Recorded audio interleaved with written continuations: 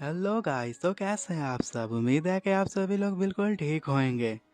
तो ये अब मैं नए मानवा शुरू करने वाला हूँ। अगर आपको पसंद आती है, इसका नेक्स्ट पार्ट चाहिए हो, तो इसके बारे में कमेंट ज़रूर कीजिएगा और वीडियो को लाइक भी कर दीजिएगा। तो चलिए अब वीडियो शुरू करते हैं। तो वीडियो की शुरुआत में हम आर्पेडिया ऑनलाइन को देखते हैं, जो कि एक गेम का नाम था। इस दुनिया में जितनी भी वर्चुअलिटी गेम्स पाई जाती थी, ये उन सभी में टॉप पर बिलोंग करती थी और कोई भी गेम इसके आसपास भी नहीं थी। इस गेम को खेलने के लिए एक स्पेशल तौर पर कैप्सूल बनाया गया था। जब भी कोई इंसान उस कैप्सूल में जाता था तो उसके सारे सेंसेस ऐसे काम कर रहे होते थे जैसे कि वो खुद ही गेम में गया हो। और इतना ही नहीं, बल्कि इस गेम का जो स्कैनिंग प्रोसेस है वो इतना टेक्नोलॉजी में आगे जा चुका है कि वो तुम्हारा आइडेंटिकल अवतार बना देगा।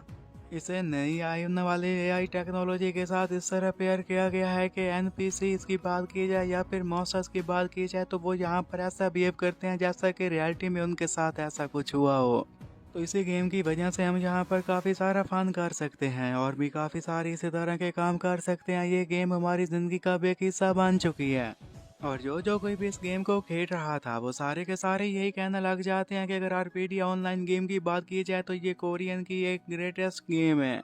ये गेम अब कोरिया में इतनी पॉपुलर हो चुकी थी कि कोई भी टॉप प्लेयर यहाँ पर परफॉर्म करता था तो हर कोई उसके एक्शन पर नजर रखता था। अब वो लोग उनके लिए सेलिब्रिटीज बन चुके थे। और इन्हीं प्लेयर्स में से जो नंबर वन प्लेयर है, वो जो सारी अवाम की नज़र उसके ऊपर थी, उसका नाम था बार्ड्स और उसका रैंक 50 था। और इसकी यही वजह है कि हर किसी की नज़रें इसके ऊपर होती हैं, वो भी बाकी प्लेयर जो कि इससे भी टॉप के ऊपर हैं, वो लोग उनको ज़्यादा फोकस नहीं देते। इसका फोकस इस वजह से है क्योंकि इसने अकेले जाकर एक ड्रैगन को हराया था। उस ड्रैगन को हराने के लिए हमेशा टीम की ज़रूरत पड़ती थी, लेकिन ये वह बंदा था जिसने अकेले ही उसका काम ख़त्म कर दिया था। और इसी बंदे के बारे में बाद में काफ़ी सारे र्यूमर्स भी फैलना शुरू हो गए थे। कोई तो ये कहता है कि जिस बंदे ने गेम बनाई है ये शायद उसका कोई रिलेटिव है जिसकी वजह से इसे सब कुछ पता था। लेकिन उसके पीछे जो भी बंदा है वो कोई और नहीं बल्कि कांग जुआन है। और हकीकत तो यही है कि मैं एक अनएम्प्लॉयड बंदा हूँ और वो अपनी ही तारीफ किए जा रहा था। वो यही बताने लग जाता है कि मुझे एक बात समझ में नहीं आती कि आखिर लोग इतना ज़्यादा एक्साइटेड क्यों है। मैंने तो सिर्फ एक मेयर रिच के ड्रैगन को ही मारा था। जब मैं अपने ग्रैंड माँ के यहाँ गया था मैंने लोगों का शोर सुना था कि वो किस तरह एक्साइटेड थे। ये भी अपनी ही दुनिया में घूमता कि जैसे ही दोबारा गेम को ज्वाइन करता है तो उस वक्त इसके कपड़े नहीं पहने हुए थे। वहाँ पर जितने भी लोग खड़े हुए थे सारे के सारे यही बात करने लग जाते हैं कि आखिर यहाँ पर क्या चल रहा है, ये लड़का यहाँ पर कहाँ से आ गया। वो लोग अब उसी के ऊपर फोकस करने लग जाते हैं और कुछ लोग तो ये देखकर काफ़ी शर्मा गए थे, लेकिन कुछ लोगों को इसमें काफ़ी मज़ा आ रहा था। कुछ लोग तो इसके बारे में बात करने लग जाते हैं कि क्यों ना हम इसे रिपोर्ट कर दें, क्योंकि हम नहीं चाहते कि इस गेम में नंगे लोग भी आकर जाएं और इसी तरह तमाशा क्रिएट करते रहें। जबकि कांग उन सभी लोगों की बात सुनने के साथ उन सभी लोगों को यही कहने लग जाता है कि तुम्हें मुझे रिपोर्ट करने की ज़रूरत नहीं है, मैं जल्दी कपड़े पहन लेता हूँ। जब वो अपनी इन्वेंट्री चेक करता है ताकि वहाँ पर वो कपड़ों को खरीद सके और उन्हें पहन सके और अपनी जो कि उसकी बेइज्जती हो रही थी उससे खुद को बचा सके, लेकिन जैसे इन्वेंट्री को चेक करता है तो उससे मालूम होता है कि वहाँ पर तो कोई भी कपड़ा मौजूद नहीं था। इसी के साथ ही उसके फेस के एक्सप्रेशन भी चेंज हो गए थे। वो काफ़ी हैरान था, उसे समझ में नहीं आ रहा था कि उसके ये सारे के सारे आइटम्स कहाँ चले गए। हो सकता है कि ये कोई बग हो, तो वो इसको रिपोर्ट देना चाहता था ताकि इसकी मदद से वो अपने सारी चीज़ों को वापस हासिल कर सके। तभी उसे यही बताया जाता है कि इसका नेम है बार्ड्स और इसकी जो जॉब है ये बिगनर है और लेवल 1 है। इसके साथ उसके होश तो और ज़्यादा उड़ गए थे। वो ये देखकर जोर से चिल्लाता है कि तभी वहाँ पर उसकी मॉम आ जाती है। वो भी तेजी से आगे बढ़कर चिल्लाते हुए ये कहने लग गई थी कि मेरे बेटे क्या गलत हुआ, तुम चिल्ला क्यों रहे हो, क्या यहाँ पर कोई चोर आ गया था। कांग अभी भी शॉक्ड हालत में बैठा हुआ था और अपनी मॉम को ये कहता है कि मॉम, मुझे लगता है कि मेरा अकाउंट किसी ने हैक कर लिया है, इसलिए मैं काफ़ी ज़्यादा टेंशन में बैठा हुआ हूँ। और वो काफ़ी सारे आंसू लेकर बैठा था।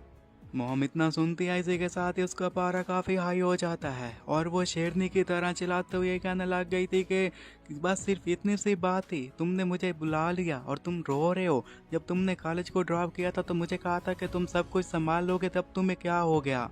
और अब तुम सारा दिन बैठकर घर में गेम्स खेलते रहते हो, ना तुम्हारे पास कोई काम धंधा है और ना कुछ और अब मुझे बता रहे हो कि तुम्हारे इस अकाउंट ने किसी ने हैक कर लिया है। मॉम इसी तरह गुस्से से वहाँ पर चली गई थी और ये कहने लग जाती है कि अगर तुम्हारी यही हरकतें रही तो किसी न किसी दिन तो मैं पागल हो जाऊंगी। जबकि अभी भी वहाँ पर कांग बैठा हुआ रोए जा रहा था। उसकी हालत और भी ज़्यादा ख़राब होती जाती है और वो यही कहता रहता है कि मैंने उसे बड़ा करने में बहुत मेहनत की, मेरा बहुत वक्त हो गया, लेकिन मुझे मेरा बर्थ वापस चाहिए। उसे अब जो भी टैग्स मिले थे कि दुनिया का best solo player, the lone wolf, the lone warrior, dragon killer, अब सब के सब वो तो अपनी आंखों से धुंधला दिखाई दे रहे थे। तो वो फिर कंपनी वालों को कॉल करता है, जिस पर आगे से ये कहने लग जाते हैं कि हाँ आपने यहाँ पर कॉल किया, बताइए आपको क्या चाहिए। जिस पर ये यही बताने लग जाता है कि मैंने आपको इसलिए कॉल किया, मुझे लगता है कि मेरे करैक्टर को किसी ने हैक कर लिया है। वो ये भी बताने लग जाता है कि जब मैंने इसकी चेकिंग की तो मुझे यही बताया गया कि सब कुछ नॉर्मल है, लेकिन मुझे नहीं लगता कुछ भी नॉर्मल है। ये भला कैसे पॉसिबल हो सकता है कि मेरे लेवल इस हद तक ड्रॉप कर जाएं। वो काफ़ी परेशान था और उन्हें अपनी रीज़न बता रहा था। तो आगे से फिर ऑपरेटर उसे ये कहने लग जाता है कि तुम्हारा नाम कांग युआन है ना। तो ये कहता है कि हाँ आपने सही कहा। वो आगे से फ़ोन नंबर बताते हैं, वो भी बिल्कुल ठीक था। तो इस पर वो थोड़ा सा टाइम मांगते हैं ताकि सारी चीज़ों को फिर से वेरीफाई किया जाए। वेरिफिकेशन के बाद वो लोग यही बताने लग जाते हैं कि हमने अभी अभी देखा तो पता चला कि आपको ये करैक्टर सिर्फ 4 दिन पहले ही डेवलप हुआ है, तो भला आप ही बताइए कि हम इसमें क्या कर सकते हैं। कांग चिल्लाते हुए कहने लग जाता है कि मैंने बार्ड्स को ओपन बेटा में बनाया था, लेकिन जब मैंने कल गेम शुरू की तो पता चला कि वो तो नेक्ड है, उसके पास तो कोई आइटम भी मौजूद नहीं है। ये सारी चीज़ें अब उसकी समझ में नहीं आ रही थी कि आखिर उसके साथ क्या चल रहा है। अब उसे यही बताया गया था कि जिस करैक्टर की वो बात कर रहा है उसे 5 दिन पहले ही डिलीट कर दिया गया था। इसे सुनने के साथ ही वह हैरान था, क्योंकि वो तो अपनी ग्रैंड माँ के पास गया हुआ था, तो पीछे से किसने लॉगिन करके उसके करैक्टर को डिलीट कर दिया। इसे अब ऐसा लगता है कि इसके पीछे ज़रूर किसी हैकर का हाथ होगा। तो ऑपरेटर से ये बताने लग जाता है कि नहीं ऐसी कोई भी बात नहीं है, हमारे सिस्टम में घुसना किसी के लिए भी आसान काम नहीं होता, इसमें आपकी ही गलती है। इस पर वो हैरान हो कहता है कि क्या मेरी गलती। तो सामने से उसे यही बताया जा रहा था कि अगर हमारी कंपनी की बात की जाए तो हर हम हफ्ते के बाद ही पासवर्ड को चेंज कर देते हैं, तो ज़रूर इसमें आपकी गलती होगी जिसकी वजह से आपका करैक्टर डिलीट हो गया। उनकी बातें सुनने के साथ कांग को काफ़ी गुस्सा आ गया था। और जब उसे ये बात बताई जाती है कि जैसा कि 7 दिन के बाद पासवर्ड चेंज किया जाना चाहिए, तो आपने 7 दिन में पासवर्ड चेंज क्यों नहीं किया, इससे उसका पारा और हाई हो गया था। वो लोग फिर उसे ये भी बता रहे थे कि जैसा कि इसमें आपकी गलती है, तो जो कुछ भी यहाँ पर लागू किया गया है, जो भी टर्म एंड कंडीशंस हैं, उसमें हमारी कंपनी नहीं आती, तो इसमें हमारी कोई भी जिम्मेदारी नहीं है, ये जिम्मेदारी आपकी है। कांग अब रो रहा था और चिल्लाते हुए उन्हें ये कहता है कि ठीक है मैं आपकी बात समझ गया, और इसी के साथ ही कॉल काट देता है। और वो फिर रोते हुए ये कहने लग जाता है कि मैंने उस करैक्टर को कभी भी डिलीट नहीं किया, उसे तो मिटा दिया गया। इसका मतलब यही है कि उसे किसी ने हैक किया है और हैक करने के बाद उस करैक्टर को डिलीट कर दिया, जो कि मैंने बिल्कुल भी नहीं किया। और मैं नहीं जानता कि ये कौन है जिसने ये सब कुछ किया, लेकिन एक बात मैं यहाँ पर क्लियर करना चाहता हूँ कि तुम जो कोई भी हो, मैं तुम्हें कभी भी माफ़ नहीं करूँगा। वो अभी भी वहाँ पर दुखी बैठा हुआ था कि तभी वहाँ पर एक लड़का था जिसने स्कूल का यूनिफॉर्म पहना हुआ था। उसका नाम था ह्यून, और वहाँ पर आते साथ ये कहने लग जाता है कि मॉम चाहती हैं कि इससे पहले कि वो आगे कुछ बोल पाता, अपने भाई की हालत देखता है तो उसी के साथ वो तो हैरान हो गया था कि आखिर उसके भाई को क्या हो गया। वो ड्रिंक पी रहा था और ह्यून को भी कहता है कि ह्यून क्या तुम ड्रिंक पीना चाहोगे। इस पर ह्यून हैरान होते हुए मन ही मन में ये कहने लग जाता है कि क्या ये पागल हो चुका है, ये जानता है ना कि अभी मेरी ड्रिंक पीने की एज नहीं हुई। और ह्यून उसे ये कहने लग जाता है कि कहीं तुम जब सिविल सर्वेंट एग्जाम की तैयारी कर रहे थे उस वक्त अपना दिमाग नहीं खो बैठे। तो जिस पर वो कहता है कि हाँ तुम ऐसा ही समझो। उसने अपने करैक्टर की एक फ़ोटो लगाई हुई थी और उसके ऊपर लिखा हुआ था रेस्ट इन पीस बार्स, और वो यही कह रहा था कि आज मेरे लिए दुनिया ख़त्म हो गई है। वो अभी भी और ज़्यादा ड्रिंक पिए जा रहा था और ये कह रहा था कि मैं तब तक पीता रहूँगा जब तक मैं मर नहीं जाता। और उसका भाई ह्यून यही कहने लग जाता है कि ये तो काफ़ी सैड कंडीशन में है, सारा दिन गेम्स खेलता रहता है, ये तो एक लूज़र है। भाई को अब याद आ जाता है कि वो अपने भाई से क्या कहने के लिए आया था। तो ह्यून उसे ये बताने लग जाता है कि मॉम ने कहा है कि नीचे लैडल पड़ा है, तुम उसे उठाकर ऊपर लेकर आओ। इस पर कांग यही बताने लग जाता है कि भाई तुम तो देख रहे हो कि मैं कितना बिजी हूँ, तुम ही जाकर उसे ऊपर लेकर आओ ना। ह्यून उसे ये कहने लग जाता है कि मैं अभी क्रैम स्कूल जा रहा हूँ, तुम्हें तो पता है ना कि मैं एक स्कूलर हूँ और तुम अनएम्प्लॉयड हो, तुम्हारे पास कोई काम धंधा नहीं है, तो ये काम तुम्हें ही करना होगा। तो कांग उससे कहने लग जाता है कि मेरे भाई तुम्हें तमीज़ करना सही होना चाहिए, मैं तुम्हारा बड़ा भाई हूँ, तुम्हें मेरे से अच्छे से बात करना चाहिए। और वो वहाँ से बाहर जा रहा था और यही कह रहा था कि मेरे छोटे भाई को लगता है कि मैं उसका नौकर हूँ, वो मुझे जो भी कहेगा मुझे वो मानना पड़ेगा। अब वो नीचे सीधा डैड के पास गया था और वहाँ पर जाते साथ ये कहने लग जाता है कि मॉम ने कहा है कि उन्हें लैडले चाहिए, तो मुझे वो आप दीजिए, मैं ऊपर लेकर जाऊँ। तो इस पर डैड हैरान होते हुए कहने लग जाते हैं कि क्या लैडले, तो आखिर क्यों चाहिए। कांग यही कहने लग जाता है कि मुझे भी नहीं पता कि उन्हें ये क्यों चाहिए। उन्होंने कहा था कि जब वो राइस बना रही थी तो पिछला लैड टूट गया था, शायद हो सकता है कि इसलिए उन्हें नया चाहिए हो। तो वो फिर बैठकर उन लैड को चेक करने लग जाता है और डैड अभी भी हैरान बैठे हुए थे। वो ये कहने लग जाते हैं कि आखिर मॉम उसे किस चीज़ पर इस्तेमाल कर रही थी कि वो टूट गया, क्योंकि ये लैडले वगैरह इतना इसलिए नहीं टूटते। कांग अपने डैड को बताने लग जाता है कि वेल मुझे इन सारी चीज़ों के बारे में नहीं पता, आपको तो पता है कि हर चीज़ का वक्त होता है, शायद उसका वक्त आ गया था जिसकी वजह से वो टूट गया। और शायद मॉम को इसके बारे में नहीं पता था कि फिर वो जैसे ही लैडले को पकड़ता और कहता है कि एक मिनट, मैं ये क्या कह रहा हूँ कि हर चीज़ की ड्यूरेबिलिटी होती है। और ड्यूरेबिलिटी का नाम सुनने के साथ ही वो जोर जोर से हंसने लग जाता है और डैड ये देखते साथ ही काफ़ी हैरान हो गए थे कि आखिर ये क्या करने की कोशिश कर रहा है, इससे क्या हो गया। जबकि कांग यही कहने लग जाता है कि अब मुझे सब कुछ समझ में आ गया है और ये कहता है कि उरिका कहते साथ ही वो अपने रूम की तरफ तेजी से आगे बढ़ता है और डैड को ये कहने लग जाता है कि आप दरवाज़ा बंद कर दीजिएगा। और वो ऊपर की तरफ जाकर अपने रूम में हमें यही बताने लग गया था कि आरपीडिया ऑनलाइन गेम की बात की जाए तो इसमें ड्यूरेबिलिटी सिस्टम पाया जाता है। यहाँ पर हर एक इक्विपमेंट की एक ड्यूरेबिलिटी होती है, हम उसे किस तरह यूज़ करते हैं उसके बारे में सारी इन्फॉर्मेशन होती है। और जब वो ड्यूरेबिलिटी जीरो तक पहुँच जाती है तो वो इक्विपमेंट वहीं पर डिस्ट्रॉय हो जाता है। और जैसे ये चीज़ें ख़राब हो जाती हैं कि तभी ही लोगों को एक ब्लैक स्मिथ की ज़रूरत पड़ जाती है, क्योंकि वही उनके लिए नया वेपन बना सकता है।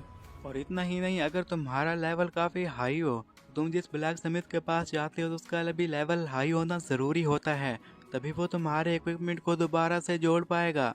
और अगर क्या ही हो कि एक हाई लेवल का ब्लैक स्मिथ एक छोटे से इक्विपमेंट को वहां पर जोड़ने की कोशिश करे, अगर ऐसा हो जाए तो फिर हर कोई वहां पर जाकर उनसे अपने इन इक्विपमेंट को रिपेयर करवाने की कोशिश करेगा, क्योंकि हर कोई चाहता है कि उसके जो भी इक्विपमेंट हैं उन्हें जो कोई भी वहां पर रिपेयर करे उसका लेवल हाई होना चाहिए, तभी वो अच्छे से काम कर पाएगा। और वो अपने बार्स इक्विपमेंट के बारे में यही सोच रहा था कि मेरे पास जितने भी सारे के सारे इक्विपमेंट थे वो सारे के सारे काफ़ी महंगे थे और ऐसा नहीं हो सकता कि हैकर उन्हें ऐसे ही जाने देता। तो मुझे लगता है कि उसने करैक्टर को डिलीट करने से पहले इन्हें कहीं बेचा होगा, तो मुझे बस इसे जाकर हासिल करना है। और जब मैं सेल के ट्रायल में जाऊंगा तो वहां पर मुझे मालूम हो जाएगा कि वो कौन है जिसने इन सारे आइटम्स को यहाँ पर आकर सेल किया था। और मैं तुम्हें बस इतना बताना चाहता हूँ कि तुम जो कोई भी हो, मैं तुम्हें नहीं छोड़ने वाला, मैं तुम्हें जिंदा खा जाऊंगा। वो गेम में चला गया था कि तभी ही नंगा एक दरवाजे के किनारे पहुंच जाता है, तो उसे सिस्टम दिखाई देता है और वो ये कहने लग गया था कि वेलकम टू आरपेडिया ऑनलाइन, क्या आपने इस गेम में लॉग इन करना है। जिस पर कांग यही कहने लग जाता है कि नहीं नहीं, मैं तो यहाँ पर अपना नया करैक्टर क्रिएट करने के लिए आया हुआ हूँ। जिस पर सिस्टम कहता है कि अगर तुम यहाँ पर अपने करैक्टर नया बनाने के लिए आए तो तुम अपनी बर्थडे बता दो। जिस पर वो कहता है कि आप कोई भी बर्थडे चूज कर लीजिए, कोई भी रैंडम सी। सिस्टम ने उसके लिए अब रैंडम सी बर्थडे रख दी थी और वो था 4 अप्रैल। और वो कहता है कि क्या तुम नाम भी रैंडमली चूज करना चाहोगे। जिस पर कहता है कि नहीं नहीं, जहाँ तक बात है नाम की उसे मैं खुद ही चूज करूँगा। वो सोच में पड़ गया था कि अब उसे कौन सा नाम चूज करना चाहिए। वो चाहता था कि बर्ड्स की तरह ये भी कोई ताकतवर सा नाम हो, सिंपल सा हो, ताकतवर हो, स्ट्रॉन्ग हो। तभी उसे एक आइडिया याद आ जाता है, इसी के साथ ही काफी खुश हो जाता है। उसने अब डिसाइड कर लिया था कि उसने अपना नाम जिग रखना है। सिस्टम जैसे सुनता है कि इसका नाम जिग होने वाला है कि तभी वो उसका नाम इंटर कर देता है। अब उसे सिस्टम पर दिखाई देने लग गया था कि उसका करैक्टर जिग वहां पर कंप्लीट हो चुका है और वो खुश होते हुए ये कहने लग जाता है कि ये ब्लैक स्मिथ जिग अब पूरी दुनिया पर राज करने वाला है, हर जगह इसी का नाम होगा। करैक्टर चेंज होने के बाद वो एक और जगह पर पहुंच गया था और हैरान होकर कहता है मेरे में तो कोई भी चेंज नहीं है। फिर वो हमें यही बताने लग गया था कि एक समित की ये जो जॉब होती है ना, इसमें काफ़ी पेशेंस चाहिए होता है, इसमें काफ़ी एंडोरेंस चाहिए होती है। यहाँ पर कुछ भी तुम्हारी विश के मुताबिक नहीं चलता, ऐसा नहीं हो सकता कि तुम जो चाहोगे वो यहाँ पर मुमकिन हो पाएगा। फिर हम समित बाबूजी को देखते हैं जो कि एक ब्लैक समित एनपीसी था और वह सारे लोगों को यही बता रहा था कि अगर तुम्हें यहाँ पर काम करना है तो अच्छे से काम करना होगा। उसका इशारा किसी और की तरफ नहीं बल्कि कांग की तरफ था, जिसका नाम चेंज होकर अब जिग रख दिया गया था। जिग ने जैसे ही पाबूची को देखा था कि उसका इशारा उसी की तरफ है, तो उसी के साथ ही वो काफी हैरान हो गया था। वो हमें यही बताने लग जाता है कि यहाँ पर अगर तुम्हें काम करना है तो उसके दो ही तरीके हैं। पहले तो तुम किसी भी स्किल बुक को परचेज कर सकते हो, उसके मुताबिक तुम स्किल्स को सीख सकते हो। और जो दूसरा तरीका है वो यही है कि तुम्हें यहाँ पर वर्किंग करना होगी। तुम वर्क करोगे तो तुम्हें और ज़्यादा सीखने को मिलेगा। ये जो अगर दूसरे की बात की जाए तो यहाँ पर हमें कुछ पैसे वगैरह भी मिल सकते हैं, जॉब एडवांसमेंट भी हो सकती है, लेकिन हर कोई इसे अवॉइड करता है। उसकी रीज़न है कि जो कोई भी मास्टर क्राफ्ट मैन एनपीसी होता है ना, वो काफ़ी ऑड पर्सनैलिटी का होता है। और मुझे जिस बंदे से सबसे ज़्यादा डर लगता था वो था पाबूची। और देखो मेरी किस्मत मुझे कहाँ पर लेकर आई। इवन मैं बाट सा फिर भी इक्विपमेंट को यहाँ पर रिपेयर करवाने के लिए आता था तो ये मुझ पर चिल्लाता था। अब देखो मुझे इसके अंडर काम करना होगा और मैं भी क्या कर सकता हूँ। जैसा कि मेरे पास अब कुछ भी नहीं बचा हुआ, मेरे पास पैसे भी नहीं है और मेरे पास और कोई ऑप्शन भी नहीं है। सिस्टम को चेक करता जहाँ पर उसका नेम जिग रख दिया गया था, लेवल 10 था और मनी 35G था। तो वो दिल को तसल्ली देते हुए यही कहने लग जाता है कि अब मैं यहाँ पर काम करने के लिए आ ही गया हूँ तो ये काम कितना ही मुश्किल हो सकता है। मुझे नहीं लगता कि ये काम ज़्यादा मुश्किल होगा। वो अब इंटर होता है, जैसे वहाँ पर इंटर हुआ था और ये कहने लग जाता है कि मैं यहाँ पर एक ब्लैक स्मिथ बनने के लिए आया हूँ, क्या सभी लोग मुझ पर ध्यान देना पसंद करोगे। बाबूजी उसका इस्तकबाल करने के लिए आता है। उसने एक हथौड़ा पकड़ा हुआ था और वो उसे यही कहता है कि क्या तुम एक ब्लैक स्मिथ बनने के लिए आए हो। जिस पर कांग खुश होते हुए यही कहने लग जाता है कि हाँ, यहाँ पर मैं कोई आम सा ब्लैक स्मिथ बनने के लिए नहीं आया, बल्कि मैं दुनिया का ग्रेटेस्ट ब्लैक स्मिथ बनूंगा, हर कोई मेरा नाम याद रखेगा। जिस पर बाबूजी उसे कहता है कि नहीं, कोई चांस नहीं है कि तुम दुनिया के ग्रेटेस्ट ब्लैक स्मिथ बनोगे। मुझे कुछ भी तुम में खास दिखाई नहीं दे रहा। मैंने तुम्हें पहले ही नज़र में देखा तो मैंने पहचान लिया कि चाहे तुम कितनी भी कोशिश क्यों ना कर लो, तुम कभी भी ब्लैक स्मिथ नहीं बन पाओगे। तो कांग उसे कहने लग जाता है कि पहले तो मुझे अच्छे से परख तो लो, फिर बाद में बताना कि मैं बन सकता हूँ या नहीं बन सकता। पहले तो मेरा टेस्ट तो कर लो। बाबूजी अब अपनी एक उंगली को कान में डालते हुए हैरानी से कहने लग जाता है कि तुमने क्या कहा कि मैं तुमसे एक टेस्ट लूं। काम खुश होते हुए उसे कहने लग जाता है कि हाँ हाँ, तुम मेरा टेस्ट ले सकते हो, तुम मुझे कुछ भी ऑर्डर कर सकते हो, मैं वो करने के लिए तैयार रहूँगा। अब जैसा कि बाबूजी के पास भी और कोई ऑप्शन नहीं बचा हुआ था, वो उसका टेस्ट लेने के लिए तैयार हो जाता और कहता है कि ठीक है। फिर उसे एक साइड पर लेकर जाता है जहाँ पर काफ़ी सारी लकड़ियाँ रखी हुई थी। वो उससे ये कहने लग जाता है कि शाम तक तुम इन सभी लकड़ियों को चॉप करना होगा। और जैसा कि मैंने पहले कहा है कि तुम इतने स्ट्रॉन्ग नहीं बन सकते, लेकिन जब तुमने इन सारी लकड़ियों को चॉप करना है तो उसके बाद ही मैं ये कंसीडर कर सकता हूँ कि तुम इन फिनिश करने के बाद ही सोच सकता हूँ कि तुम स्ट्रॉन्ग बन पाओगे। और इतनी सारी लकड़ियों को देखने के साथ ही वो हैरान होते हुए उससे ये कहने लग जाता है कि क्या सच में तुम चाहते हो कि मैं इन्हें चॉप करूं। जिस पर वो हैरान होते हुए कहता है कि हाँ हाँ, तुम्हें ही करना होगा। और ये कहते साथ ही वो वहां से चला गया था। और बाबूजी ने तो वहां से जाने से पहले उसे एक और भी लफ्ज कहा था, और वो लफ्ज यही था कि अगर तुम चाहो तो तुम क्विट कर सकते हो। लेकिन फिलहाल वो नहीं चाहता था कि वो ये क्विट करे, तो अब उसके पास भी और कोई ऑप्शन नहीं था, तो उन्हें लकड़ियों को चॉप करना ही था। उसने कुल्हाड़ी उठा ली थी, एक लकड़ी उसके सामने पड़ी थी। जैसे ही उसके ऊपर काट करने के लिए वो उसे मारता है तो वो काट नहीं लगा पाता। वो लकड़ी भी ये देखकर हैरान थी कि आखिर ये मेरे साथ क्या करने की कोशिश कर रहा है। और इसी के साथ ही फिर उसी लकड़ी को काट करने में कामयाब तो हो गया था, लेकिन इसकी वजह से उसकी हालत काफ़ी ख़राब हो गई थी। और वो यही कहने लग जाता है कि बाकी सभी लोग हैमर लेकर अपना काम कर रहे हैं, लेकिन मुझसे ये लकड़ियाँ क्यों कटवा रहा है, मेरा ये काम नहीं है। उसके पास एक लड़का गुजर रहा था और वो उसकी बातें सुन लेता है और फिर मुस्कुराते हुए उसे ये कहने लग जाता है कि हो सकता है कि वो तुमसे ये काम इसलिए करवा रहा हो क्योंकि तुम्हारा अफिनिटी लेवल काफ़ी कम है। जैसे ही कांग ने उस लड़के को देखा था तो वो उससे पूछता है कि तुम क्या कहने की कोशिश कर रहे हो, और वैसे भी तुम्हारा नाम क्या है। इस पर वो कहने लग जाता है कि मैं भी यहाँ पर इसी ब्लैक स्मिथ का अप्रेंटिस हूँ, तो इसलिए मैं तुम्हें बता रहा हूँ। अब वो लड़का उसे यही बताने लग जाता है कि जब तुम यहाँ पर आए थे उससे पहले तुम्हें अपना बर्थडे चूज करना था। बर्थडे के मुताबिक तुम्हारा करैक्टर क्रिएट किया जाता है। अगर बर्थडे तुम्हारा कोई गलत हो तो इसकी वजह से तुम्हारी अफिनिटी कम होगी, लेकिन अगर तुम सही बर्थडे चूज करते हो तो उससे तुम्हारी अफिनिटी काफ़ी ज़्यादा होगी। और जिसकी अफिनिटी मैच नहीं करती तो उसकी वजह से उसे लो लेवल की जॉब्स करना पड़ जाती हैं।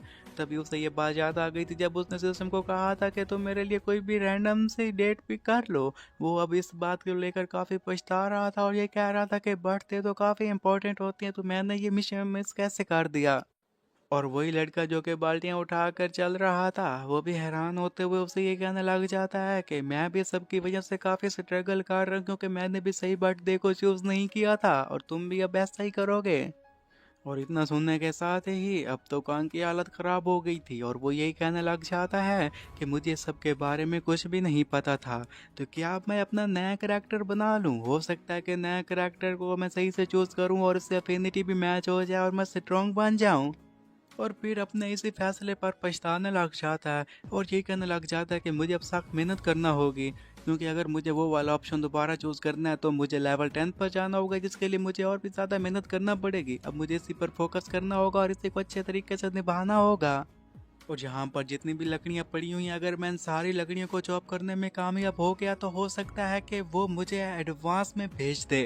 वो काफ़ी जोश में था और ये कहता रहता है कि ये जो यहाँ पर लकड़ियाँ पड़ी हुई हैं तुम सभी को सभी मैं काट दूंगा, और इसी जोश में लकड़ियों को काटना शुरू कर देता है और थोड़ी देर में उसने काफ़ी सारी लकड़ियों को काट लिया था। और शाम के वक्त जैसे ही वहाँ पर ब्लैक स्मिथ आया था तो इन सारी लकड़ियों को कटा हुआ देखकर वो कहता है कि तुमने तो सच में अपना काम ख़त्म कर लिया। जिस पर कांग उसे ये बताने लग जाता है कि हाँ, मैंने आपको कहा था ना कि मैं सभी चीज़ों को कंप्लीट कर लूँगा, देखा मैंने अपना काम ख़त्म कर लिया और मैंने आपके इस मिशन को कंप्लीट कर लिया है, तो क्या आप मुझे अब हायर कर लेंगे। जिस पर आगे से वो ब्लैक स्मिथ बताने लग जाता है कि नहीं, इतना जल्दी कहाँ। फिर वो उसे एक अवार्ड देता और कहता है कि तुम्हें एम्प्टी लैंकल जाना होगा, जब तुम वहाँ पर जाओगे कि तुम्हें वहाँ से 10 ब्लैक होल को हासिल करना होगा। कांग उस अवार्ड को पकड़ते हुए हैरान होते हुए उससे यही पूछता है कि ये एम्प्टी लैंकल क्या चीज़ है। तो उसे यही बताया गया था कि एम्प्टी लैंकल की माइंस की बात की जाए तो वहाँ पर 15 से 45 लेवल के लोग ही जा सकते हैं, और जो जहाँ का बॉस है उसके लेवल की बात की जाए उसका लेवल 45 है, जो कि एक रेजिंग बोर है। 45 लेवल का नाम सुनने के साथ ही मुझे कहने लग जाता है कि आप चाहते हैं कि मैं वहाँ पर जाऊँ, आपको पता है मेरा लेवल कितना कम है, मैं वहाँ पर क्या तुम मारा जा सकता हूँ। तो ब्लैक स्मिथ उसे कहने लग जाता है कि इसलिए तो मैं तुम्हें अपनी सवार देकर वहाँ पर भेज रहा हूँ, और अगर तुम्हें कुछ भी ऐसा पसंद नहीं है तो तुम, मेरे पास अभी भी टाइम है, तुम इस जॉब को यहाँ से छोड़कर जा सकते हो।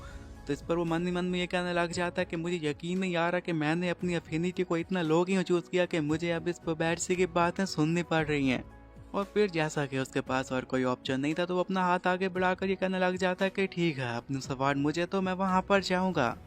और वो वहाँ से जाते हुए उसे ये कहने लग जाता है कि अब तुम्हें मेरे साथ प्रॉमिस करना होगा कि जब मैं उन 10 ब्लैक गोल्स को हासिल करके वापस आऊँगा कि तुम मुझे एक ब्लैक समित बना दोगे। अगर तुम वादा नहीं करते तो मैं वहाँ पर नहीं जाऊँगा। जिस पर ब्लैक समित को वैसे मुस्कुराते हुए कहने लग जाता है कि हाँ ज़रूर। अब उसे जैसा कि क्विज दिया गया था, क्विज में यही था कि बाची ने उसे जो भी लोकेशन दी थी उसे उस लोकेशन पर जाना था और 10 ब्लैक होल को हासिल करना था। वो इसी के साथ ही उस जगह पर पहुंच जाता है और उसी कोल को निकालने की कोशिश करने लग गया था, अपना फुल जोर लगा रहा था लेकिन नाकाम हो रहा था।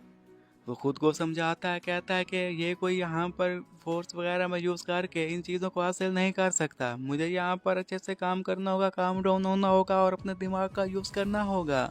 मुझे अब उस पैटर्न को याद करना होगा जिस पैटर्न का यूज़ करके मैंने उन वुड को चॉप किया था, और उसी की मदद से अब मैं यहाँ पर ब्लैक होल को भी हासिल करूँगा। अब उसने अपने हाथ में उसी वेपन को पकड़ा हुआ था और कहता है कि इसे सर्कुलर मोमेंटम में लेकर जाना होगा, जैसा कि मैं एक सवार चला रहा हूँ, और इसे लाइटली ग्रिप करना होगा। इसी तरीके के साथ ही अब जैसा ही उसने वार किया था और इस बार में कामयाब हो गया था, और जिस समय भी ये बताया जाता है कि उसने एक ब्लैक होल को ऑब्टेन कर लिया है।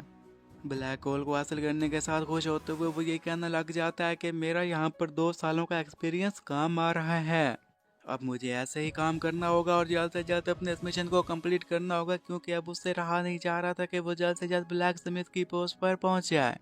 फिर वो ये कहता है कि मुझे इस तरीके से ब्लैक होल हासिल करना होगा जैसा कि मैं यहाँ पर किसी सवार को स्विमिंग करवा रहा हूँ, और इसी मेथड का यूज़ करता है कि उसे एक और ब्लैक होल मिल गया था। वो इसी तरह अपना काम करता रहता है, पूरी मेहनत से काम करता रहता है, और जल्दी उसने 10 के 10 ब्लैक होल्स को हासिल कर लिया था। और उसे यही बताया गया था कि जैसा कि उसने अपने इस क्वेस्ट को कंप्लीट कर लिया तो अब इन ब्लैक होल को जाकर उसे पबूची को देना था, और जैसे वो पबूची को दे देता तो इसी के साथ ही वो ब्लैक स्मिथ बन जाता। वो वहां पर अकेला नहीं था, बल्कि उसके साथ काफी सारे और भी लोग आए हुए थे, जिनमें मौसद वगैरह भी शामिल थे, और वो भी ब्लैक होल को हासिल करने के लिए आए हुए थे। वो अब एक साइड पर खड़ा होकर बॉस का वेट करने लग जाता है, और बॉस भी वहां पर अपेयर होना शुरू हो गया था। उसे देखते साथ ही ये कहने लग जाता है कि हैकर बस तुम मेरा वेट करो, जल्दी मैं तुम्हारे पास आ जाऊंगा। जैसा कि बॉस वहां पर आ गया था, उसका लेवल 45 था, और जैसे रेजिंग रोर वहां पर आता है, उसे देखते साथ ही वो थोड़ा सा हैरान हो गया था, क्योंकि वो तो उसी की तरफ देख रहा था। उसका लेवल भी 45 था, और वो काफी बड़ा था। उसके दांत भी काफी नुकीले थे, और अपने दांत दिखाता है। इस दांतों को देखने के साथ ही उसकी हालत खराब हो गई थी। उसे पता था कि अब वो नहीं बचने वाला। उसके पास और कोई ऑप्शन नहीं था, तो वो ये कहता कि मुझे यहाँ से भागना होगा। वो वहां से भागने लग गया था, और वो रेजिंग रोर भी उसका पीछा करने लग गया था। और बाकी लोग भी ये देखते साथ ही भागने लग जाते हैं। वो भी ये कहने लग गए थे कि यहाँ पर तो फील्ड बॉस आ चुका है, अगर हम अपनी जान बचानी है तो यहाँ से भागना होगा। और जबकि कांग हमें यही बताने लग जाता है कि रेजिंग बोर के बारे में मैंने जो भी सुना है, ये पूरे दिन में एक ही बार रैंडम लोकेशन में अपेयर होता है। लेकिन मुझे एक बात समझ में नहीं आ रही कि मैं जहाँ कहीं भी होता हूँ तो ये रेजिंग बोर वहीं पर क्यों आ जाता है, ये बाकी लोगों के पास क्यों नहीं जाता, या किसी और लोकेशन पर क्यों नहीं जा सकता। और जैसा कि मेरे पास है प्रोडक्शन जॉब है, और जो मेरी अफिनिटी लेवल है वो भी काफ़ी कम है, तो ये यहाँ पर आकर मुझे एक ही नुक्कर मार दे तो इससे मेरा काम हो जाएगा। रेजिंग बोर ने अब अपना बड़ा सा मुंह खोल लिया था, और उसी की मदद से उसे काटने की कोशिश करता है, लेकिन इससे कांग बाल बाल बच गया था। वो ये कहने लग जाता है कि इसका निशाना मैं हूँ, तो मुझे जल्द से जल्द यहाँ से भागना होगा और खुद की जान को बचाना होगा। लेकिन जैसा कि मेरे पास अब इतनी पावर नहीं बची हुई, मैं सीधे भागता रहा तो जल्द ही मैं इसके हाथों आ जाऊंगा और जल्दी मारा जाऊंगा। जैसा कि मैं आप लोगों को बता चुका हूँ कि मैं प्रोडक्शन जॉब में काम करता हूँ, और गेम में जो कोई भी प्रोडक्शन जॉब में काम करता है उसके पास एक डिसएडवांटेज होता है, और वो यही है कि वो कॉम्बैट में काफ़ी वीक होता है, जैसा कि मैं हूँ। अब उसके पास इतनी पावर नहीं बची थी कि वो रेजिंग बोर के अटैक से बच सके, कि तभी वो साइड पर जाकर खड़ा हो गया था। और वो यही बताने लग जाता है कि ये जो वर्चुअल रियलिटी गेम्स होती है ना, इसमें करेक्टर की बॉडी असली बॉडी के साथ कनेक्ट होती है, और जो रियल लाइफ में बंदा होता है उसके पास जो कॉम्बैट एबिलिटीज़ होती हैं, सेंसेस की मदद से वो इन्हीं कॉम्बैट एबिलिटीज़ का यहाँ पर इस्तेमाल कर सकता है, और यही गेम का रूल है। और यहाँ पर बस यही डिसएडवांटेज है कि चाहे कितनी भी कोशिश क्यों ना कर ली जाए, फिर भी हम किसी न किसी फड्डे में ज़रूर फंस जाते हैं।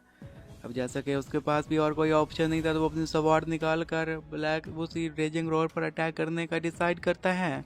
उसे पता था कि एक रेजिंग बोर की जो कमज़ोरी होती है वो उसका माथा होता है, तो वो ये डिसाइड करता है कि क्यों ना मैं इसके आगे बढ़कर माथे पर अटैक करके इसका काम ख़त्म कर दूं। चाहे मैं कितना भी वीक क्यों ना हो, फिर भी अगर मेरा ये निशाना सही जगह पर जाकर लगा तो उसका काम ख़त्म हो जाएगा। अब जैसे ही वो उसके करीब पहुंचा था, उसके फोरहेड पर अटैक किया था, लेकिन ये देखकर वो हैरान हो जाता है, क्योंकि इसके इस अटैक से उसे ज़रा बराबर भी नुकसान नहीं हुआ था। उसे समझ में नहीं आ रहा था कि उसने उसके वीकनेस पर अटैक किया तो फिर कामयाब क्यों नहीं हो पाया, कि तभी ही रेजिंग बोर उसे अपने माथा जोरदार दे मारता, जिसकी वजह से वो थोड़ा सा पीछे हट गया था। और वो ये कहने लग जाता है कि हो सकता है ये इसलिए हो रहा है क्योंकि मेरी स्पीड काफ़ी वीक थी, अगर मेरी स्पीड तेज़ होगी तो फिर मैं इसे अच्छे से नुकसान पहुंचा पाऊंगा। और वो मन में फिर ये कहने लग जाता है कि मुझे पता होना चाहिए था कि यहाँ पर ये सब कुछ होने वाला है, तो मैं अपने साथ कुछ एक्स्ट्रा पोशन रख लेता जो कि यहाँ पर मेरे काम आ सकता है। मेरे पास पोशन भी नहीं है, तो पता नहीं मेरी क्या हालत होगी। तो रेजिंग बोर दोबारा उस पर अटैक करने के लिए तैयार हो गया था, और इस बार वो काफ़ी खूंखार दिखाई दे रहा था। उसके बाद भी भागने का कोई और ऑप्शन नहीं था, और वो ये कहता है कि मुझे अब क्या करना चाहिए, मुझे अब इसकी वीकनेस पर दोबारा अटैक करना चाहिए, क्योंकि जैसा कि आप लोगों को बता चुका हूँ कि मेरे पास और कोई ऑप्शन नहीं है। फिर वो ये सोचता है कि क्यों ना मैं यहाँ से भाग जाऊँ।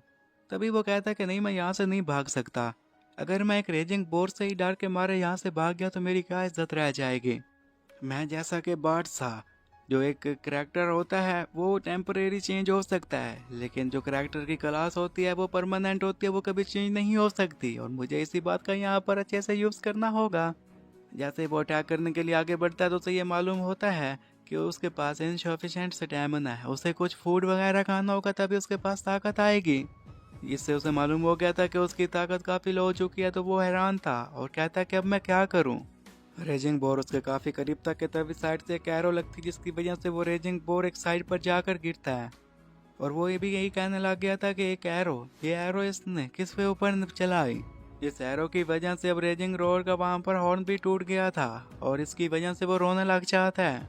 और दूर खड़ी हुई लड़की जिसने उसके ऊपर एरो चलाई थी, वो ये कहने लग जाती है कि अब मैं क्या करूं। और वो हैरान थी। उसे लगा था कि उसका ये एरो उसका काम खल्लास कर देगा, लेकिन उससे तो उसे थोड़ा सा नुकसान हुआ है। अब वो क्या करे, उससे कैसे बचे। और उसी रेजिंग बोर को अब काफ़ी गुस्सा हुआ था। वो रो भी रहा था, चिल्ला भी रहा था, क्योंकि उसका कीमती हॉर्न जो टूट चुका था और इसी की वजह से वो आगे बढ़कर अटैक करता है। वो लड़की हैरान थी और यही कह रही थी कि आखिर ये मेरे ऊपर चार्ज क्यों कर रहा है। तो कांग चलाते हुए उसे ये कहने लग जाता है कि इसका जो फोर हेड है ना, उसके सेंटर पर तुम निशाना बांधो, क्योंकि ये उसकी वीकनेस है। वो लड़की ये बात समझ चुकी थी कि उसका निशाना उसका फोर हेड होना चाहिए। जैसे ही रेजिंग वॉर उसकी तरफ आगे बढ़ रहा था, उसका फोरहेड उसे साफ दिखाई दे रहा था। उसे पता था कि अब उसे आगे क्या काम करना है। अब वो अपने इसी एरो को उसके फोरहेड पर चला देती है। जैसे ही उसने वो चलाया था, उसी के साथ ही रेजिंग वॉर का काम खल्लास हो गया था। और इस सब की वजह से उस आर्चर शिया को कुछ खास इनाम भी मिल जाते हैं। उसका नाम सिया था। रेजिंग वॉर के मरने के बाद ही कांग ये कहने लग जाता है कि शुक्र है कि मैं यहाँ पर सरवाइव कर पाया। सिया जैसे ही उसके करीब आती है कि तभी वो ये कहने लग जाता है कि तुमने मेरी जान बचाई, तो मैं तुम्हें थैंक्स कहना चाहता हूँ। सिया उसे गौर से देखती है और फिर उसे ये कहने लग जाती है कि कहीं हम दोनों पहले मिल चुके हैं।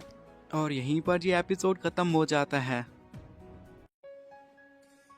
एपिसोड की शुरुआत में हम देखते हैं कि जैसे ही सिया ने उसे देखा था, तो इसी के साथ ही वो उसे यही कहती है कि मुझे लगता है कि मैं तुम्हें जानती हूँ, क्या मैं गलत कह रही हूँ। सिया की ऐसी शक्ल देखने के साथ वो भी ये कहने लग जाता है कि आखिर इस लड़की के साथ क्या गलत है। और वो काफी परेशान दिखाई दे रहा था। उसे समझ में नहीं आ रहा था कि ये लड़की उसे ऐसे क्यों देख रही है। सिया उसे फिर कहती है कि मैं तुमसे बात कर रही हूँ, तुम मेरी बात का जवाब दो। जो मैंने कहा क्या वो सही है? तो इस पर कांग कहता है कि हाँ ऐसा ही। और उसे समझ में नहीं आ रहा था कि वो उसकी बात का क्या जवाब दे। वो अपनी जान उसे छुड़वाना चाहता था, एक साइड पर भागने लग जाता है और उसे ये कहने लग गया था कि मैंने तुम्हें पहले कभी नहीं देखा, तुमने मेरी जान बचाई, उसके लिए तुम्हारा शुक्रिया, लेकिन आइंदा हमारी दोबारा मुलाकात नहीं होगी। जबकि पीछे से सिया अपने मन ही मन में यही कह रही थी कि जहाँ तक मुझे याद है इसे मैंने कहीं तो देखा है, लेकिन मुझे सही से याद नहीं आ पा रहा कि आखिर मैंने इसे कहाँ देखा। कांग के पास अब 10 कॉल आ चुके थे। निकोल को ले जाकर वो सीधा वाची को देता है। कांग भी इन्हीं गोल्ड को देखने के साथ अपने मन ही मन में यही कहने लग जाता है कि मैं अब इन्हें देख रहा हूँ और मुझे याद आया कि मैंने इन्हें पहले कभी नहीं देखा था। ये तो काफी इंटरेस्टिंग है। तो बाची अब उन कॉल को लेने के साथ उससे यही कहने लग जाता है कि मुझे नहीं लगा था कि तुम इसमें कामयाब हो पाओगे, लेकिन देखो तुम कामयाब हो गए। और कांग उसे कहता है कि अगर तुम्हें नहीं लगा था कि मैं कामयाब नहीं हो सकता, तो फिर तुमने मुझे वहां पर भेजा ही क्यों। तो बाची थोड़ी देर सोचने के बाद उसे ये कहने लग जाता कि मुझे लगता है कि मैंने तुम्हारे बारे में कोई गलत फहमी बांध ली थी। मुझे लगा था कि तुम वीक हो, लेकिन ऐसा नहीं है। तुमने मुझे नाराज नहीं किया, बल्कि तुमने मुझे खुश कर दिया, इसलिए मैं तुम्हें हायर करता हूँ। कांग जब ये सुनता है कि बाची उसे हायर करने वाला है, तो इसी के साथ वो काफी खुश हो गया था। सिस्टम भी वहाँ पर अपेयर हो जाता है और उसे ये कहने लग जाता है कि क्या तुम सच में ब्लैक स्मिथ बनना चाहते हो। तो कांग उसे कहता है कि मैंने इतनी मेहनत इसलिए नहीं की कि मैं कुछ और बनूं, मैंने इसलिए किया ताकि मैं ब्लैक स्मिथ बन सकूं। हाँ, मैं ब्लैक स्मिथ बनना चाहता हूँ। सिस्टम उसे ये बताने लग गया था कि तुम्हें कांग्रेचुलेशन, क्योंकि तुम अब एडवांस लेवल 2 पहुंच चुके हो। तुम अब एक ब्लैक स्मिथ बन चुके हो। और वो भी खुश हो तो ये कहने लग जाता है कि फैमिली वो दिन आ गया जब मैं एक ब्लैक स्मिथ बन गया।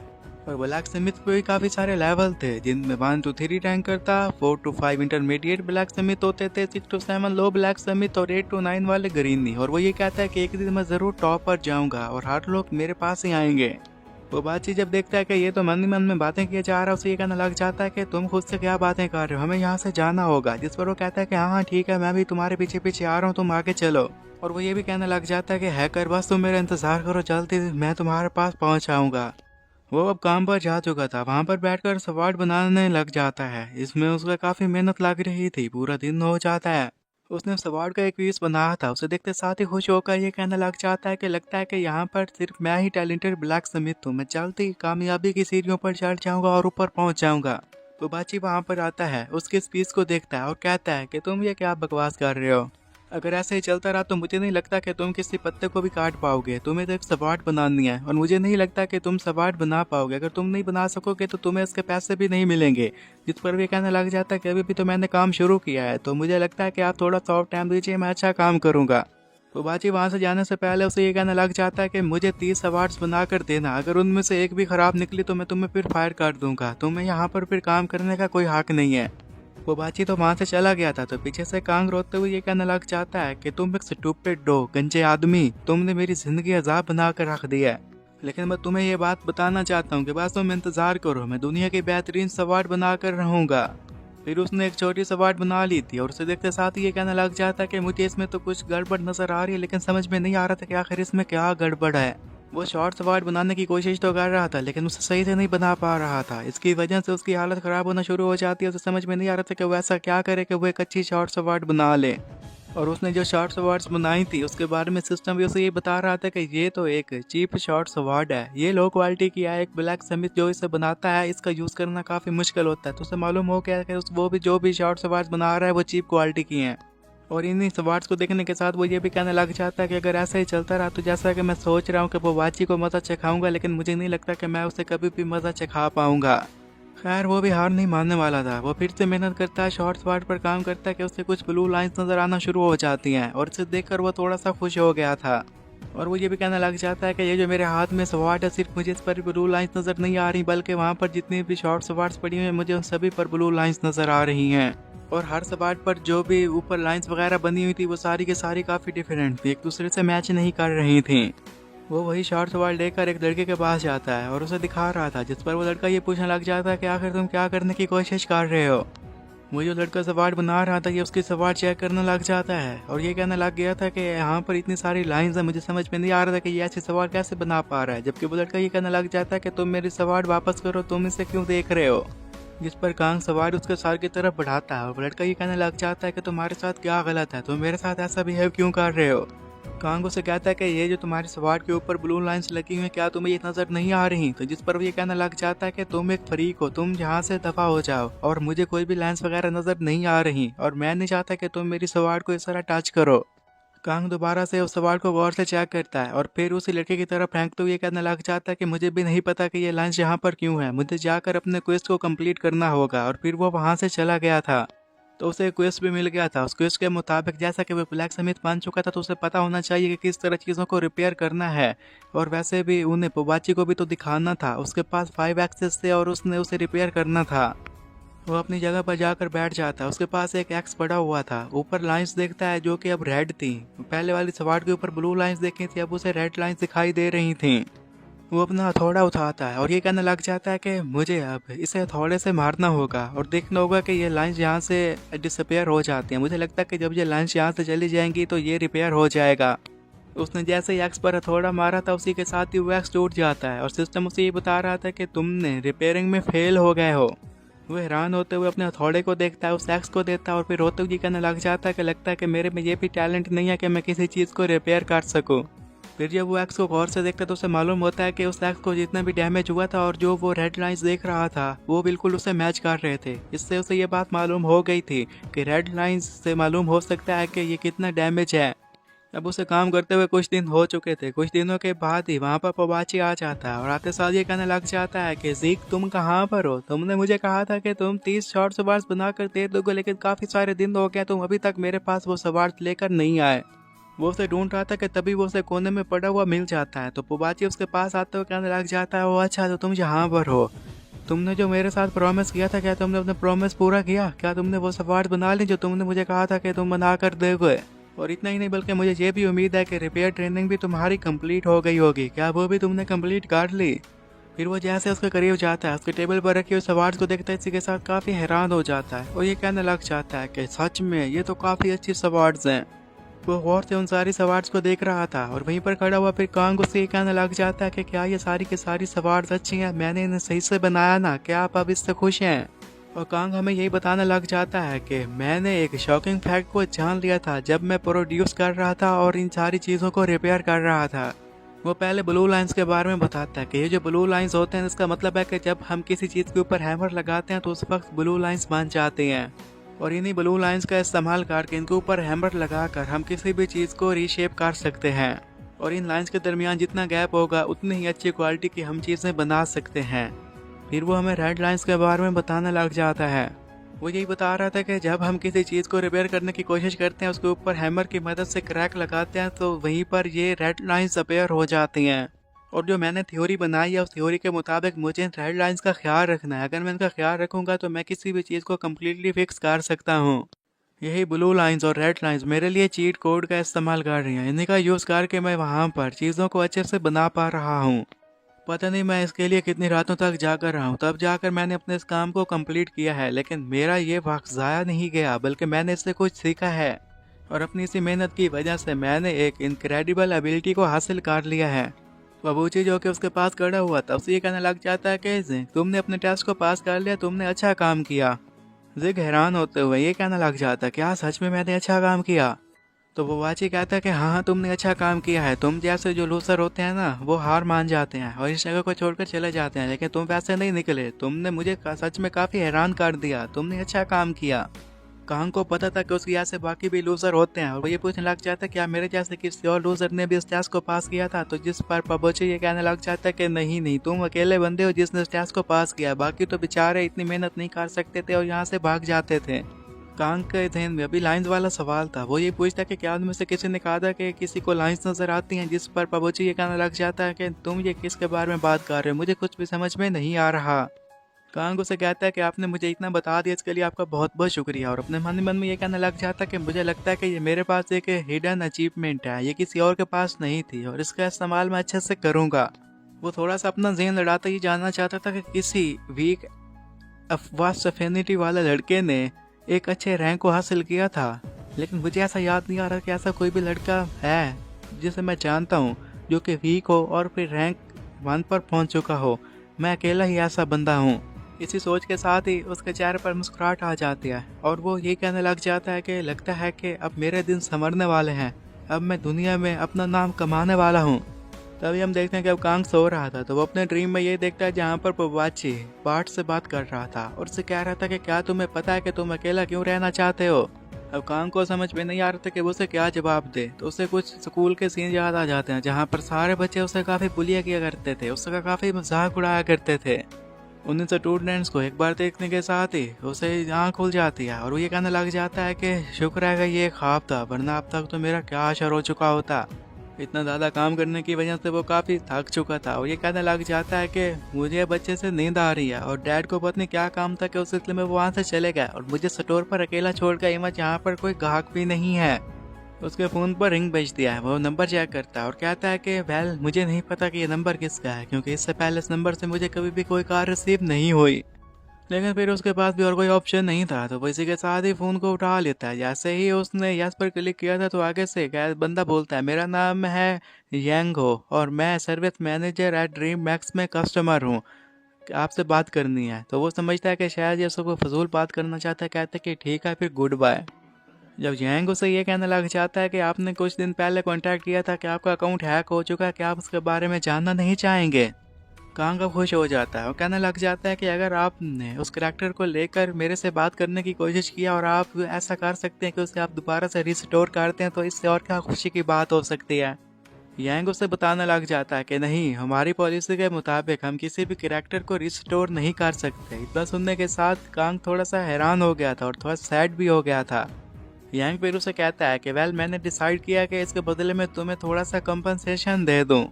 कांग उसे कहता है कि आप ज़रूर कोई गिफ्ट देना चाहते होंगे, लेकिन जब तक आप मेरा करैक्टर रिस्टोर नहीं कर सकते तब तक आप मुझसे बात मत कीजिएगा, क्योंकि मुझे आपसे कोई भी कंपनसेशन नहीं चाहिए। जब यांग उसे बताता है कि ये जो मैं तुम्हें कंपनसेशन के तौर पर गिफ्ट देने वाला हूँ ना, वो एक मॉडल कैप्सूल है और उसकी कीमत है $8,000। क्या तुम्हें अभी भी नहीं चाहिए? $8,000 का नाम सुनने के साथ ही कांग के तो मुंह से पानी निकल आता है, क्योंकि उसे भी इतने पैसे चाहिए थे। और वो यांग को ये कहने लग जाता है कि हाँ हाँ मुझे ये चाहिए। अब यांग ने जैसे कांग से बात कर ली थी, इसके बाद ही वो सीधा डायरेक्टर सान को कॉल लगाता है और उसे ये कहने लग जाता है कि पहले तो वो मानने के लिए तैयार नहीं था, लेकिन जब आपने कंपनसेशन के तौर पर उसे कैप्सूल देने की बात की तो वो इसके लिए तैयार हो गया। आपने तो इस मैटर को अच्छे से हैंडल कर लिया। तो डायरेक्टर सान ये सुनने के साथ ही यांग को ये कहता है कि मुझे ये सुनकर काफ़ी खुशी हुई कि मैंने इस मैटर को अच्छे से सुलझा लिया। फिर यांग उससे ये पूछने लग जाता है कि डायरेक्टर मुझे एक बात समझ में नहीं आ रही कि आखिर आपने अपनी पॉकेट में से उसे वो कैप्सूल क्यों गिफ्ट में दे दिया? जिस पर डायरेक्टर सान यही बताने लग जाता है कि जैसा कि तुम्हें पता है कि उसका अकाउंट हैक हो गया था, लेकिन उसके बावजूद भी उसने गेम को नहीं छोड़ा। अभी भी उसने अपने करैक्टर को चेंज करके दोबारा से गेम खेलना शुरू कर दिया। और सिर्फ इतना ही नहीं, बल्कि उसने जिस करैक्टर को चूज़ किया है वो एक ब्लैक समिथ का करैक्टर है। मोस्टली प्लेयर ऐसे करैक्टर को चूज़ नहीं करते। और वैसे भी यंग, क्या तुम ये नहीं जानना चाहते कि ये जो हमारी नई अपडेट आने वाली है वो उसमें कैसे प्ले करेगा? तो इस पर यंग कहता है कि मैं भी इसके लिए काफ़ी एक्साइटेड और मैं भी जानना चाहता हूँ कि वो इसे कैसे रिस्पॉन्स करता है। और यहाँ से हमारा सीन शिफ्ट होता है और हम एक पोस्टर को देखते हैं जिसके ऊपर लिखा हुआ था इसो पार्टी फॉर डिबोरा डंजन, क्योंकि वो लोग डंजन में जा रहे थे और इनके पास एक आर्चर नाइट भी था और मेज भी था, लेकिन उनके पास एक चीज़ की कमी थी और उसके बारे में सिया ने वो पोस्टर लगाया था और कहता है कि जो कोई भी वहाँ पर जाने के लिए इंटरेस्ट हो हमसे बात कर सकता है। लेकिन अभी तक के लिए उसे पार्टी के लिए कोई भी नया बंदा नहीं मिल पा रहा था, इसलिए सिया काफ़ी हैरान थी और ये कह रही थी कि आखिर बंदों को ढूंढना इतना मुश्किल काम क्यों होता है। और मैं जिस बंदे के पास भी गई हूँ पहले तो वो जाने के लिए तैयार हो जाता है, लेकिन इन द एंड वो कहता है कि उसे नहीं जानना कि हम 3 लोग हैं, क्या इन 3 लोगों के साथ ही मैं डंजन में चली जाऊँ। फिर उसकी टक्कर एक लड़के के साथ हो जाती है। ये लड़का कोई और नहीं बल्कि कांग था और दोनों एक दूसरे को देखकर काफ़ी हैरान हो जाते हैं। सिया उसे ये कहने लग जाती है कि तुम तो वही हो ना जो उसे बोर चेज कर रहा था और मैंने तुम्हारी जान बचाई थी। सिया को देखते साथ ही कांग वहाँ से भागने लग जाता है, पीछे से सिया ये कहने लग जाती है कि तुम्हें क्या हुआ, तुम मुझसे ऐसे क्यों भाग रहे हो। वो भी उसके पीछे भागने लग जाती है और तेजी के साथ उसके करीब आकर ये कहने लग जाती है कि मुझे तुमसे बात करनी है। उसकी ये स्पीड देखने के साथ कांग का मुंह खुला खुला रह जाता है और कहता है कि ये तो काफ़ी फास्ट निकली। सिया अब उसके आगे जाती है और कहने लग जाती है कि क्या तुम मेरी बात सुन रहे हो, मैंने तुमसे कहा है ना कि मुझे तुमसे बात करनी है, तो तुम मुझसे बात क्यों नहीं कर रहे। एक जगह पर कांग रुक गया था और उसे कहता है कि हाँ बताओ तुम्हें क्या चाहिए। सिया उसे अपने पोस्टर दिखाती है और कहने लग जाती है कि क्या तुम हमारे साथ टीम ज्वाइन करना चाहोगे। सिया उसे ये भी बताने लग गई थी कि मुझे नहीं लगता कि तुम कभी भी डिबोरा डंजन में गए हुए हो। जो कोई भी वहाँ पर लेवलिंग अप करना चाहता है उसके लिए ये एक अच्छा डंजन है। लेकिन अब कांग उसे क्या बता सकता था कि इस डंजन को डिस्कवर करने वाला ही वही बंदा है। और सिया उसे ये बताने लग जाती है कि हम उसे डिबोरा डंजन में जा रहे हैं, मेरे अलावा 2 और लोग हैं, अगर तुम भी शामिल हो जाते हो तो हम 4 लोग बन जाएंगे और 4 लोगों की टीम उस डंजन में जाएगी। तुम्हारा इसके बारे में क्या ख्याल है। जब कांग उसे बताता है कि मैं नहीं जा सकता, इसी के साथ ही उसके फेस के एक्सप्रेशन ही चेंज हो जाते हैं और वो फिर उसे ये कहने लग जाती है कि फिर ऐसा क्यों है कि हम दोनों की मुलाकात ऐसे बार बार होते जा रही है, जबकि वो आगे से नाम में सारे हिलाए जा रहा था क्योंकि वो उसके साथ नहीं जाना चाहता था। सिया उसे ये कहने लग जाती है कि आखिर तुम्हें ये मेरा आइडिया पसंद क्यों नहीं आया कि हम टीम बनाकर वहाँ पर जाएं, इससे तुम्हें पैसे भी मिलेंगे, तुम्हें लेवल अप भी कर सकोगे और हर कोई तो यही चाहता है, तुम ऐसा क्यों नहीं चाहते। वो जब गौर से उसे देखती है तो फिर उसे उसमें पार्ट्स नजर आने लग गया था। इससे आगे वो उससे कोई बात नहीं करती और वहाँ से चुप करके चली जाती है। अब इसके पास वो एबिलिटी आ चुकी थी जिसकी वजह से ये वेपन को रिपेयर कर सकता था। मार्केट में बैठा था, वेपन रिपेयर कर रहा था और इसके पास काफ़ी रश लगा हुआ था। लोगों को यकीन नहीं आ रहा था कि ये इतना सस्ता उन्हें वेपन रिपेयर करके दे रहा था। इसने वहाँ पर अपना एक बोर्ड भी लगाया हुआ था जहाँ पर अपना नाम लिखा हुआ था और ये भी बताया हुआ था कि जिसका इक्विपमेंट डी रैंक से बिलो होगा वही यहाँ पर रिपेयर किया जाएगा। 99% रिपेयर रेट है और सिर्फ 30 गोल्ड कॉइंस में उसे बना के देगा। इतना ज़्यादा काम करने की वजह से वो काफ़ी थक जाता है, उसके पसीने छूट जाते हैं और वो ये कहने लग जाता है कि अभी भी काफ़ी सारे लोग मेरा वेट कर रहे हैं, मुझे लगता है कि मुझे पैसे बढ़ा देने चाहिए। लेकिन फिर ही अपने आप को एक जोरदार थप्पड़ मारते हुए ये कहने लग जाता है कि नहीं ऐसा नहीं हो सकता, मुझे फिलहाल पैसों की ज़रूरत नहीं है, मुझे उस हैकर को पकड़ना है तो उसके लिए मुझे ये काम करना होगा। और वह कहता है कि अगला बंदा आ जाए। जो अगला बंदा वहाँ पर आया था उसके पास एक रेंजर बो थी, उसने उसे रिपेयर करवाना था, उसके लिए वो कांग को देता है। और इसी को देखने के साथ वो ये कहने लग जाता है कि ये तो एक डी रैंक का इक्विपमेंट है और जब मैं बांट था उस वक्त ये मेरे पास था, इसका मतलब है कि मैं जल्दी हैकर तक पहुँच जाऊँगा। जब वो उस बो को गौर से देखता तो फिर ये कहने लग जाता है कि नहीं ऐसा नहीं हो सकता, मैं हैकर तक इतना भी जल्दी नहीं पहुंच सकता क्योंकि ये वो बो नहीं है जिसके बारे में मैं सोच रहा था। और वो बंदा जिसकी ये बो थी उसे 30 गोल्ड देते हुए ये कहने लग जाता है कि ये लो तुम्हारी कीमत और जल्दी से इसे ठीक कर दो। और उसी बंदे का एक वहाँ पर दोस्त भी खड़ा हुआ था और वो दोनों किसी लड़की के बारे में बात कर रहे थे। पहला दोस्त कहता है सच में तुम ये उसे देना चाहते हो, तो उस पर वो कहता है कि हाँ मैं उसे देना चाहता हूँ। कांग भी वहाँ पर बैठकर उन दोनों की बातें सुन लेता है और इससे उसे काफ़ी गुस्सा आता है। वो ये कहने लग जाता है कि ये कोई डेटिंग सिम है या फिर कुछ और है जो यहाँ पर लड़कियों के बारे में बात कर रहे हैं। वो दोनों आपस में इसी के बारे में बातें कर रहे थे कि हम उस लड़की को वो भी देंगे, इसके साथ कुछ पैसे भी देंगे और फिर जो चाहेंगे उसके साथ कर सकते हैं। अगर उसने मना कर दिया तो कम्युनिटी फोरम में हम उसका नाम बदनाम कर देंगे और कोई भी उसके साथ काम करने के लिए तैयार नहीं होगा। और इसी तरह हम उसे थ्रेटन करके ड्रिंक्स पर भी लेकर जाएंगे और उसके साथ जो कुछ होगा उसके बारे में इमेजिन करके हमें काफ़ी खुशी हो रही है। कांग बैठा हुआ ये बातें सुन रहा तो ये कहने लग जाता है कि ये दोनों तो काफ़ी बड़े ब्रैट्स निकले हैं। मुझे अब उस बंदे को लेकर काफ़ी अफसोस हो रहा है जिसके ऊपर ये प्रे कर रहे हैं और जो लड़की इनके निशाने पर है। और वो फिर ये भी कहने लग जाते हैं कि हमें उस लड़की को मैसेज करना होगा। लेकिन हम भूल गए उस लड़की का नाम क्या था। वो उसका यूजर नेम जब सिया बताते हैं, इतना सुनने के साथ ही कांग हैरान हो जाता है। उसे समझ में आ गया था कि ये तो वही लड़की है जिससे वो अभी मिल के आया है। कांग ने उस बो को ठीक कर लिया था, तो उस लड़की को ये कहता है कि मैंने तुम्हारे इस बो को रिपेयर कर लिया, जिस पर वो आगे बढ़कर उस बो को पकड़ता है। तो कांग उसे नहीं छोड़ता, जिस पर वो कस्टमर ये कहता है कि तुम इसे छोड़ भी दो, तुम इसे क्यों पकड़ कर बैठे हुए हो। और वो भी ये कहने लग जाता है कि जो सिया ने मुझे पोस्टर दिखाया था उसके ऊपर उसी का नाम लिखा हुआ था, और ये गेम ऐसी है कि यहाँ पर हम किसी भी यूजर नेम को रिपीट नहीं कर सकते। तो जाहिर सी बात है कि सिया वही लड़की है और कोई नहीं हो सकती। और इतने कहते साथ ही वो उस बो को छोड़ देता है, और वो जो बंदा जोर लगाकर उससे बो खींचने की कोशिश कर रहा था, अचानक छूटने की वजह से वो नीचे गिर जाता है। उस बंदे का नाम जेरस था, और जेरस का दोस्त ये कहने लग जाता है कि क्या तुम ठीक हो। जेरस को अपनी इस बेइज्जती की वजह से काफी गुस्सा आ गया, तो ये कहने लग जाता है कि ब्लैक समय तुम्हारी हिम्मत कैसे हुई कि तुम मेरे साथ ऐसा बिहेव करो, अब मैं तुम्हें नहीं छोड़ूंगा। आगे बढ़कर वो उसके गिरबान पकड़ लेता है। ये कहने लग जाता है कि तुमने पहले मेरे साथ फाइट की कोशिश की, अब मैं तुम्हें इसका मजा चखाऊंगा। जेरस काफी गुस्से में था और उसे ये कह रहा था कि तुम्हें अभी मुझसे माफी मांग लोगे तभी मैं तुम्हें यहाँ से जाने दूंगा, वरना मैं तुम्हारी हालत खराब कर दूंगा।